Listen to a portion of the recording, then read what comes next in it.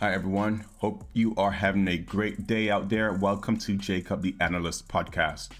I made a video a few days ago talking about how track and field athletes are underpaid.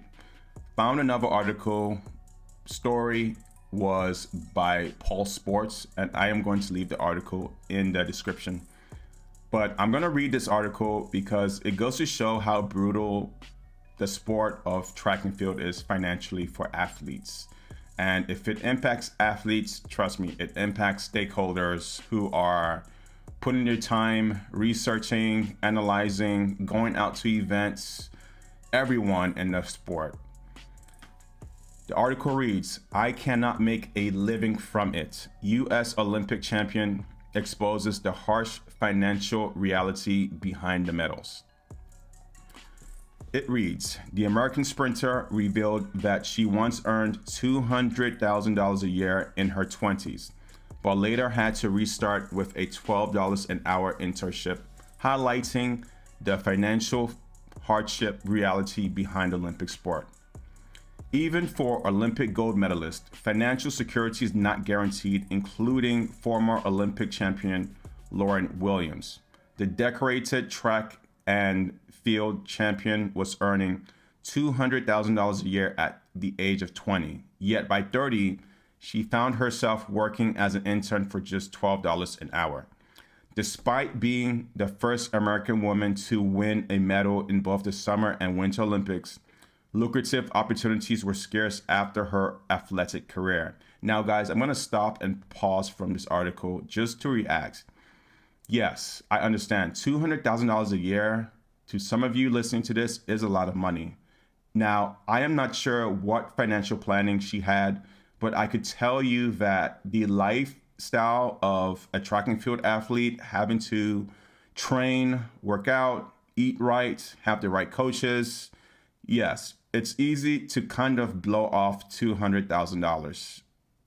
And that's a fact. Now, it also depends on what city they are in. Places like New York can be expensive, Washington, D.C., L.A., but those are the really good training grounds for a lot of these athletes, or where they are situated in terms of home or upbringing. And I do want to have a little bit of balance. Yes, $200 is definitely a lot of money, especially if she's 30 years now. But 10 years ago, she was 20. So if we do the math, that was back in 2015. For a single lady making $200,000 in 2015, I don't know. I can see where, like, I want to see more information about her financial spending and where that money is. I do advocate people to be wise with their money, prudent, try to do something, but I'm going to give her the benefit of the doubt because it's not just her. Even the average track and field athlete doesn't make $200,000 a year unless they're like elite. And that means that they qualify for top 7 in the finals or something of that nature. Okay, so let me keep on reading this article. Despite being the first American woman to win a medal in both the Summer and Winter Olympics, lucrative opportunities were scarce after her athletic career. There's this misconception that because I'm the first to do this thing and still no one else has done it, that I'm booked all year long for speaking engagements, she said, as quoted by Fortune. I get things here or there, but I can't make a living from it. The news coverage came, but the sponsors didn't. I made $80,000 the year I became the first American woman to medal in the Summer and Winter Olympics. I'm going to tell you straight up, $80,000 is not enough for an average athlete to be at the top of your class when it comes to training, when it comes to, again, diet, when it comes to lifestyle. It's just not enough. The article goes on and reads, this reality forced her to start over from scratch. In 2013, Lauren Williams entered the corporate world as an intern at Broad Financial Advisors. I was behind the ball because I was 30 years old and just starting, whereas I had friends who were already doctors and lawyers and well into their careers. I spent all of my 20s competing, so I felt kind of insecure that I didn't have any real work knowledge. Now, starting life as a financial advisor or financial career, I think it's lucrative. Yes, when you start out, in the beginning is rough because you are pretty much a salesperson, but I can see from my own perspective of where I am now from just being a insurance agent that it's all part of the growth. So yes, she's 30, she's starting all over, but I do want to give this lady a little bit of perspective here. That's what people go through once they retire out of a sport or retire out of jobs.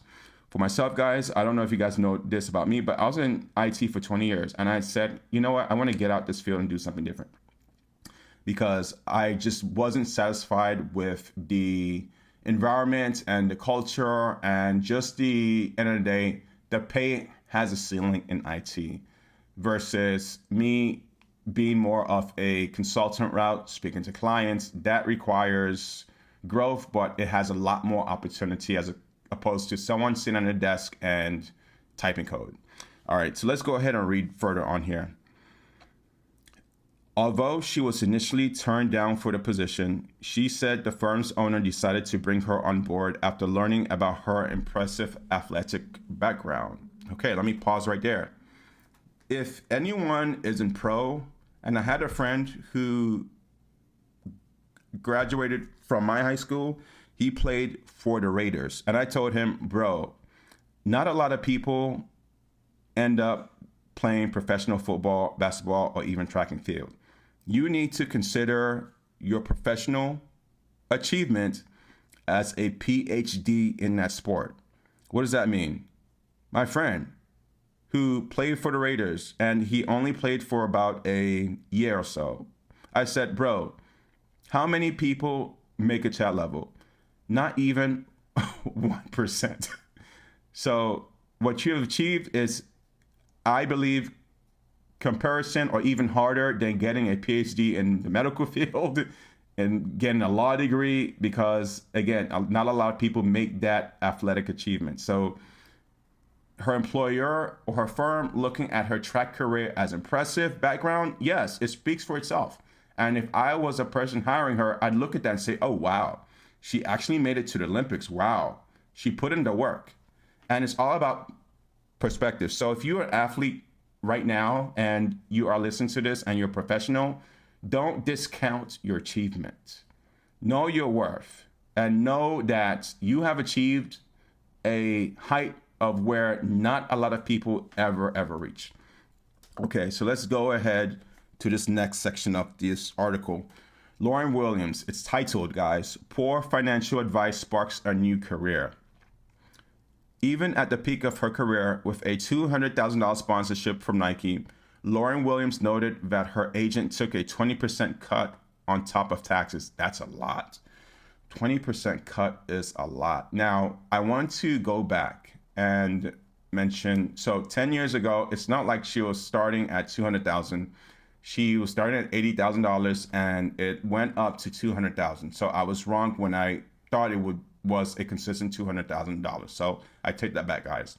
But her agent taking 20% cut on top of taxes, I don't know, guys. That's kind of high for an agent fee.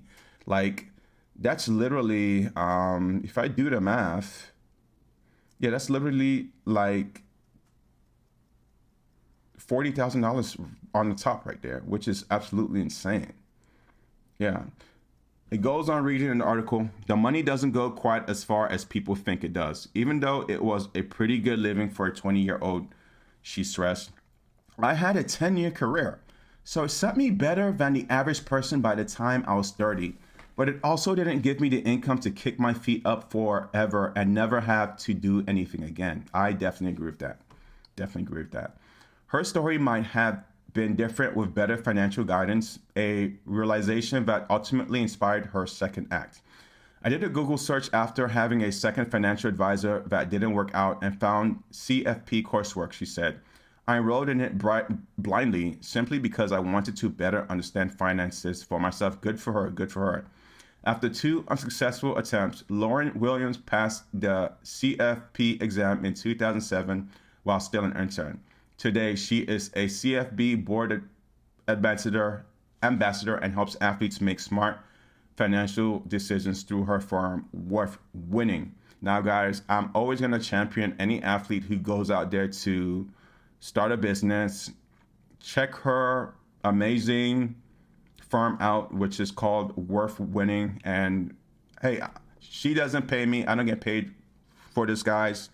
Was a guy who's content creator. I have, gave shout outs to Noah Lyles and the variety of stuff he has done. So, hey, kudos to her for starting her financial firm called Worth Winning. Let me read on further on this article. Having advised numerous sports stars, Lauren Williams knows her experience is the norm, not the exception. While some athletes, like the Philippines' first male Olympic gold medalist Carlos Yolo, receive significant rewards, most need a solid plan B. From a sponsorship standpoint, I have had multiple gold medal winning athletes as clients who didn't compete in premier sports and weren't clearing $100,000 a year after all was said and done, she said. There are the people that you would call the headliners of the Olympic Games that are in commercials and those sorts of things who are going to be able to retire and never work again if they organize your finances accordingly. But the vast majority of people are going to need to work. Lauren Williams' journey underscores a hard truth about the Olympic dream, noting that medals may bring glory, but without sound financial planning, they rarely guarantee lifelong security. Just like many athletes in professional sports, football, basketball, they come in and blow your money, but Lauren's situation is different. It's not like she was making $1 million a year, guys. For a lot of track and field athletes, to me, this might have been a lot for the average athlete, but still yet, when you compound all the things that they have to do, even at a peak, $200,000 is not enough. And some track athletes, I'd be surprised if you're even clearing more than $100,000 a year. But let me know your thoughts on Lauren Williams and what you think of her direction. Could she have done better? Now, looking back, she is at least in the financial field and trying to inspire and help athletes think long term. Everything happens for a reason. Nothing happens by accident. Have a great day.